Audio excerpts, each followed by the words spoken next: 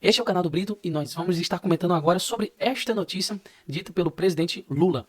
Quem apostar no fortalecimento do dólar ante o real vai quebrar a cara. Pessoal, quem já está me acompanhando e quem está acompanhando a política, quem gosta desses assuntos econômicos, sabe que o que está sendo feito no Brasil é algo que não vai muito bem de acordo com isso que está sendo falado pelo presidente Lula. Não vai muito de encontro, para não dizer totalmente contra o que o Lula está dizendo. Até porque quem conhece um pouco de economia sabe como funciona essa questão de políticas fiscais expansionistas e também essa questão de ampliação de base monetária. Mas vamos deixar isso aqui para daqui a pouco. Continuando, o presidente Lula criticou nesta quinta-feira aqueles que apostam no fortalecimento do dólar contra o real e chamou de cretinos quem associou a aceleração da alta da moeda norte-americana na véspera da declaração dele sobre a área fiscal. A área fiscal é essa que ele faz questão de ser totalmente expansionista. Vamos gastar, não vamos se preocupar em corte de gasto, vamos tributar mais, vamos taxar mais, vamos fazer essas devidas taxações, até porque essa aí é a maneira certa, o modelo correto. Então a gente sabe que a coisa não funciona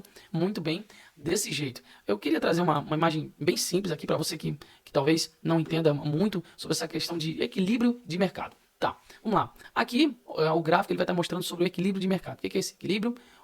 É quando acontece esse encontro maravilhoso aqui, quando o preço ele vai de encontro à demanda, né? A oferta, né, vai de encontro à demanda. Ele tá sabendo que esse gráfico aqui na vertical está indicando o preço e essa parte horizontal o horizonte de tempo. Então, a partir do momento que essa linha vermelha, que é a de demanda, ela passa por cima de oferta, acontece essa alteração nos preços. E o que eu quero dizer com isso?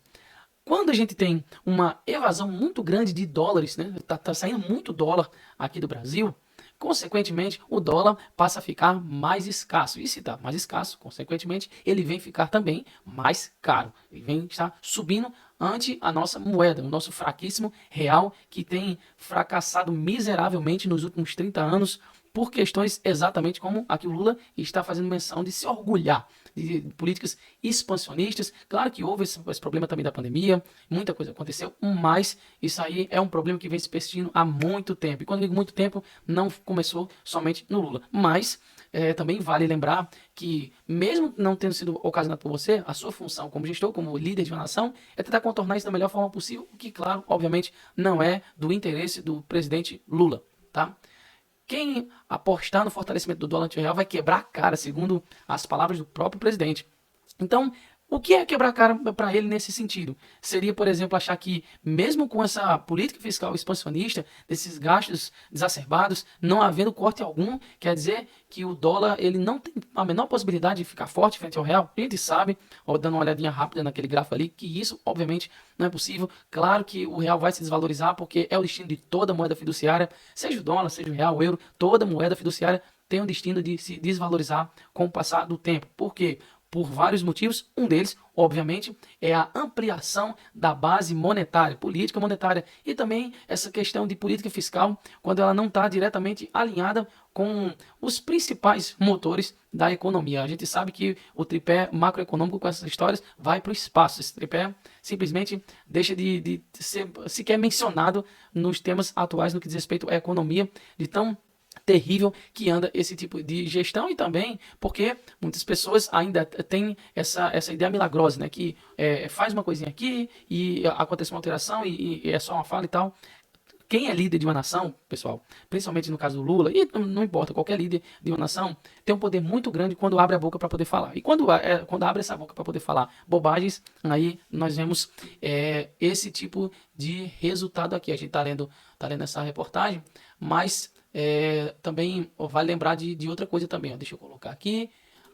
Aqui, ó. Equipe econômica segue tentando convencer Lula sobre a necessidade de cortar gasto. Quer dizer, Lula estava falando bobagem, chamando os outros de cretino. Ele ainda acha que o Brasil, obviamente, é aquele Brasil lá de 2003, que as coisas eram tudo fácil, só existiam poucos meios de comunicação, as pessoas não entendiam muito bem como é que funcionavam as coisas, porque elas se baseavam apenas por um canal ou outro de notícias, e aquelas notícias todas estavam alinhadas com o mesmo propósito, que era fazer com que tudo estivesse funcionando muito bem. E algumas poucas pessoas que tinham conhecimento mais aprofundado sobre o assunto é que conseguiam discernir realmente como é que estava aquela coisa. Mas a gente sabe, obviamente, que isso acabou. A internet trouxe esse horizonte de possibilidades para quem realmente quer se informar sobre qualquer assunto. E claro, com a economia não é diferente.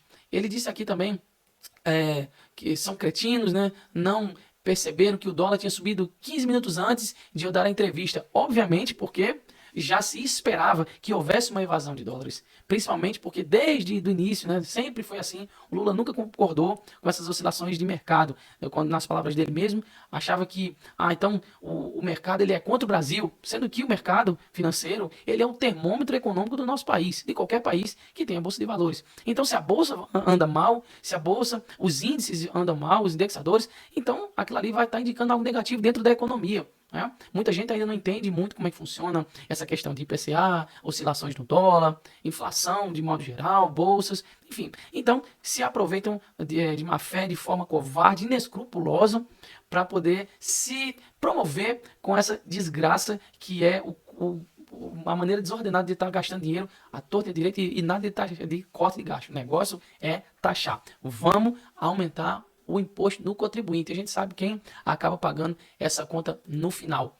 Aqui, somado a fatores externos, obviamente, também não vou ser cretino de dizer aqui, não, subiu só porque o Lula falou. Não, tem outras coisas também. Só que, claro, como eu disse antes, a opinião dele, quando vai se pronunciar em qualquer assunto, vai impactar diretamente aquele setor. Então, ele foi um dos responsáveis, com certeza, a gente não pode fechar os olhos quanto a isso. Somado a fatores externos, as declarações recentes do presidente Luiz Inácio Lula da Silva, colocando em dúvida a necessidade de corte de gastos. Poxa, será que precisa mesmo cortar gastos? Já começaram a surtir efeito negativo na economia. O dólar fechou na quarta-feira a 5,52, teve uma alteração para baixo hoje, que a gente vai estar falando daqui a pouquinho, e os juros futuros voltaram a subir. A equipe econômica, no entanto, vai tentar convencer o presidente de que é preciso também fazer o ajuste pelo lado das despesas, né? Alguns gastos vêm crescendo bem acima da arrecadação. A gente sabe, não é novidade também, que a arrecadação bateu recordes, né? Inclusive, o Ministério da Economia colocou isso ali, a arrecadação bate recordes, como se fosse uma coisa muito boa, né? É mais ou menos como se o Serasa fizesse uma postagem e dissesse assim, nós temos um grande número de clientes agora, né? Nós conseguimos dobrar, batemos a meta de clientes. Sendo que esses clientes são quem? São as pessoas que devem no Serasa. Então, o que o Ministério da Economia fez foi mais ou menos isso aí, tá? A Economia fez essa publicação também muito infeliz para poder falar o quê? Falar nada com nada. Né?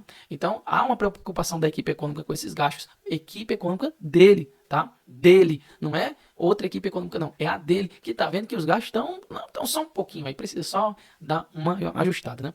Os cenários dos últimos dias na economia foi oposto ao esperado pela equipe do Ministério da Fazenda. Nossa, vamos lá, né? Que acreditava numa estabilidade depois de o Comitê de Política Monetária, o Copom, ter decidido interromper o ciclo da queda na taxa de juros nos 10,5% ao ano. Outra coisa também, que mesmo com muitos indicados ali no Copom, e mesmo atribuindo toda aquela responsabilidade ao Campos Neto, é importante ver que até quem foi indicado por Lula votou para poder manter a taxa de juros elevada. Não é nada de anormal isso aí. E outra, essa decisão foi unânime. Quem foi indicado pelo Lula votou para que segurasse mais. Porque quem está lá provavelmente entende que não funciona assim. Vamos cortar juros e esse juro real aqui no Brasil tá horrível. Vamos cortar para poder dar um respiro. Mas como é que vai cortar se continua tendo esses gastos? É preciso deixar o crédito mais alto, porque se acontece mais ou menos assim. Né? Eu vou falar de uma forma bem simples, se você não entende muito disso. Bem simples. Vamos lá.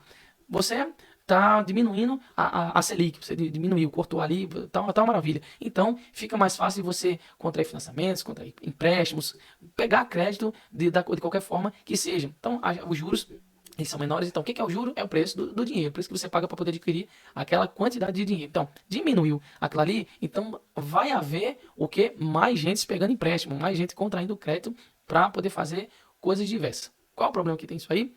A gente tem um índice de inadimplência gigantesco aqui no Brasil. Então, se tem muita gente pegando em crédito e muito inadimplente, o que vai acontecer? Vai estar sendo gerado mais dinheiro, vai ter uma ampliação da base monetária, vai ter que imprimir mais dinheiro e mais custo para poder fazer esse dinheiro. E onde isso vai impactar? Na inflação, no consumidor final, provavelmente. Como vai ter essa taxação também, um monte de coisa, que o negócio dele não é taxar, o negócio dele, aliás, não é corte de gasto, é taxar. Então, o que vai acontecer? Tome mais imposto e vai ser repassado para o consumidor final. Quem se lasca? O consumidor final. É sempre assim. E a equipe econômica ainda confia, porém, instabilidade no curto prazo. Vamos combinar, né, pessoal? Vamos combinar que isso aí é uma forçação de barra gigantesca, né? Isso aí não é segredo para ninguém. Agora vamos dar uma olhada aqui nessa questão gráfica para poder você entender a oscilação do dólar. O que está acontecendo com o dólar? Tá, aqui é o dado momento que ele chegou num ponto aqui bem baixo, aqui em 28 de julho de 2023. O que aconteceu de lá para cá? O que a gente chama de tendência de alta. Olha que maravilha. Nessa época, o dólar estava a 4,69. Quem comprou dólar nessa época aqui está fazendo dinheiro hoje. Se não tiver vendido, né, obviamente. Então, nós temos uma valorização interessante. O dólar hoje bateu aí a casa dos 5,50, deu uma diminuída, chegou no patamar de 5,53, não é isso? 5,52 por aí, mas deu essa diminuída.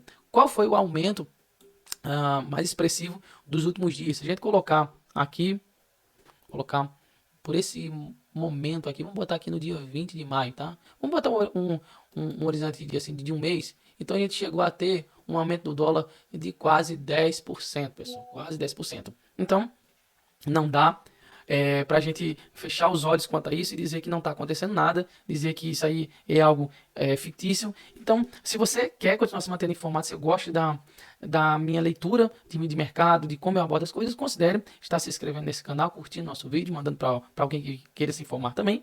E se você tem alguma sugestão de notícia, pode mandar aqui embaixo que a gente vai estar abordando junto.